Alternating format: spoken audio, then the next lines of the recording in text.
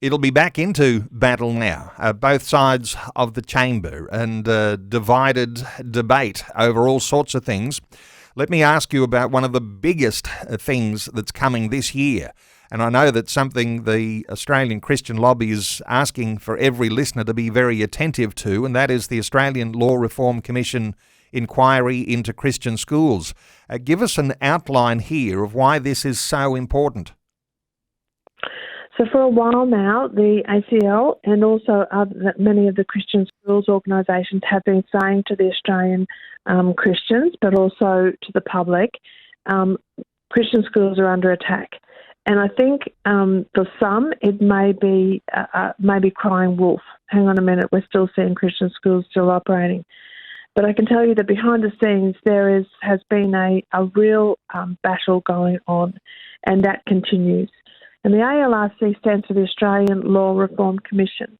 And the Labor government sent the Sex Discrimination Act to the Australian Law Reform Commission, the ALRC, so that they could look at how they could bring in religious discrimination laws and not affect Sex Discrimination Act, how the Sex Discrimination Act would actually, work in parallel with the religious discrimination laws that they want to bring in.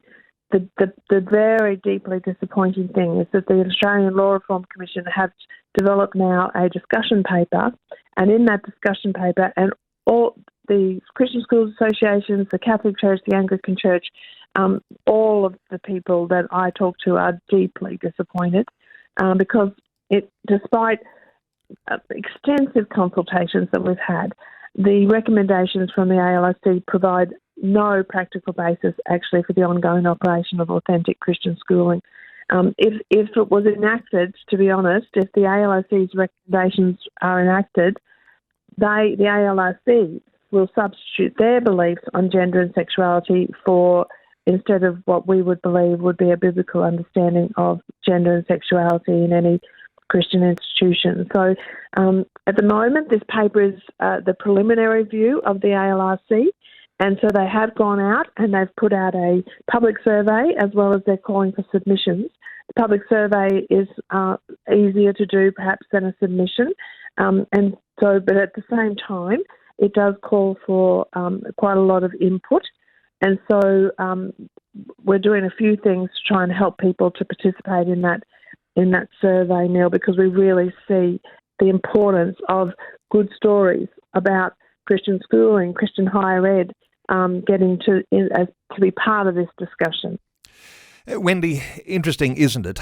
Because when something is referred to the law reform commissions, whether that's federal or state, oftentimes it's because there is something very contentious, very controversial, and governments tend to handball these things to a law reform commission so that they can navigate a way forward to be able to do what they have intention to do. Now, interestingly here, and for listeners, and I hope listeners have caught some of the things you've been sharing there, but there is some pause for thought here as a major warning comes that what may come as an eventual outcome of the Law Reform Commission's reports could be literally an end to Christian schooling in Australia as we know it.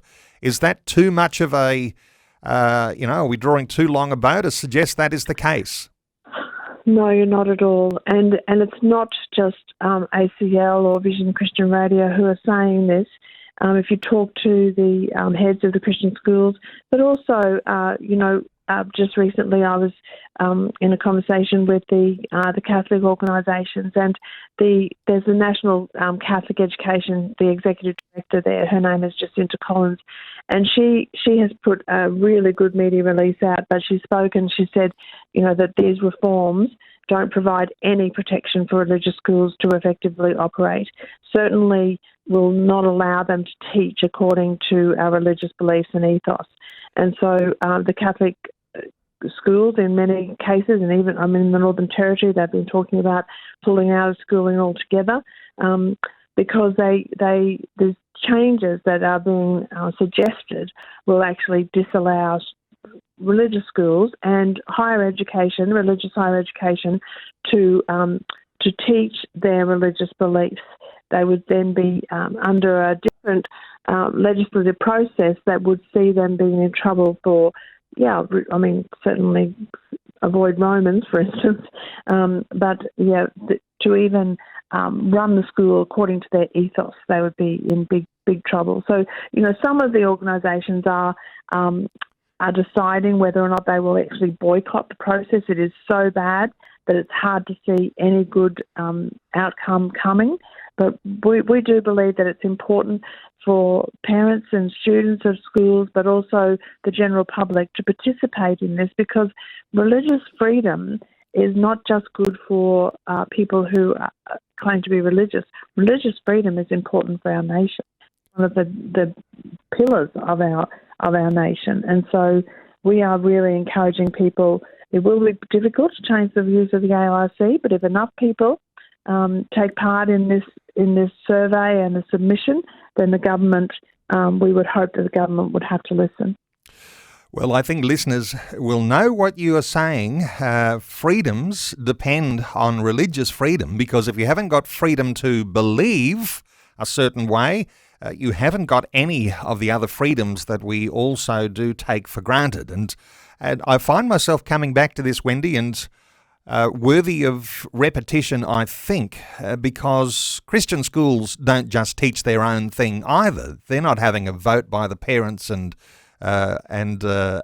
community organisations as to what they teach. They teach what the church tells them they should teach. They teach a morality that's based on the Bible. So if you've got governments that are trampling over what Christian schools can teach, they trample over what the church teaches. And so therefore you've got this incursion of governments trying to control the church.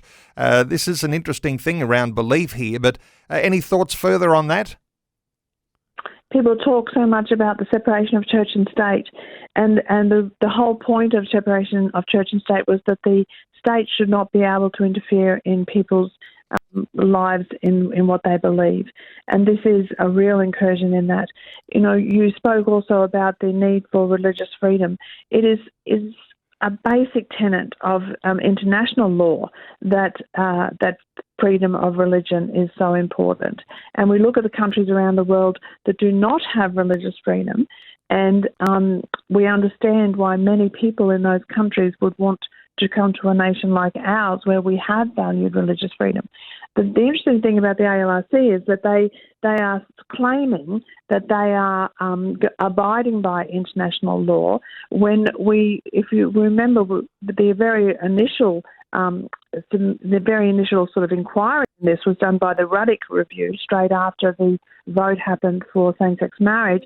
And in Ruddock's review, he also relied on international law, and he came to exactly the opposite view of what we find in this report. The weight of international law is not on the ALRC side on this, and yet they are claiming that high ground.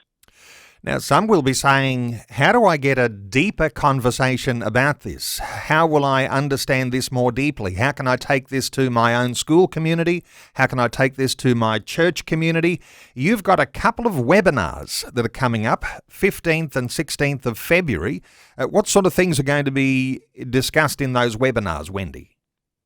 Yes, so we're going to have, I'm going to run those webinars, and they'll be in the evening so that everybody, hopefully people can join one or the other. They will be a repeat, so you don't have to come to both, it's just one or the other. And I will be accompanied also by our legal counsel, Christopher Brohier, who will be able to help people answer legal questions. But I'm intending that night just to go through very simply the actual survey that is put out for people to have a say. Because the survey, at the beginning of the survey, it says this will take you 10 to 15 minutes. Well, you've got to think about it as you do it. So I think it will be helpful for somebody like myself to be able to just walk people through it, not to cut and paste, to put things into your own words, definitely, but let's go through it together and just decide, okay, what is the important, what is this question actually asking, and what are the important things to bring out. And so I'll be open, we'll have question and answer, we'll go through it slowly, but not too slowly either. And I intend for those Zoom meetings to be about an hour in length. And if you came to both, you'd certainly get more opportunity to ask questions as well. But those links will be on our website, but also in any emails that we get. But I'm sure they can get it from you as well, Neil. But I really do encourage people join those Zoom meetings just to find out exactly what this is all about. Well, the ACL website, acl.org.au, to find out how you can be a part of those webinars. 15th of February, that's a Wednesday, and on Thursday the 16th of February in the evening, you'll be able to participate. You'll be able to register, get the details at the ACL website, acl.org.au. And as we'll sometimes say, Christian schools, it's one of the biggest and best stories we tell about our Christian heritage in Australia. 40% of all schools are Christian independent schools. Just doesn't happen like that, I don't think, anywhere else in the world. It's one of the wonderful foundations that's in place. And so if it's under attack somehow or other, we've got to be able to defend those Christian schools. Wendy, just one more point on this issue.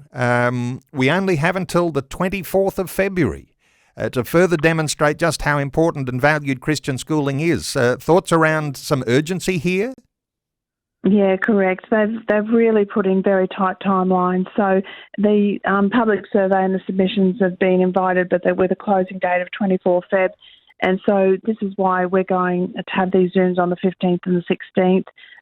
But certainly then the ALRC they're required to report back to the Attorney General by the 21st of April. So they will have a couple of months to develop what they want to suggest to the Attorney General. So it's really important that we get in there and have our say. And then we go straight to the AG after that.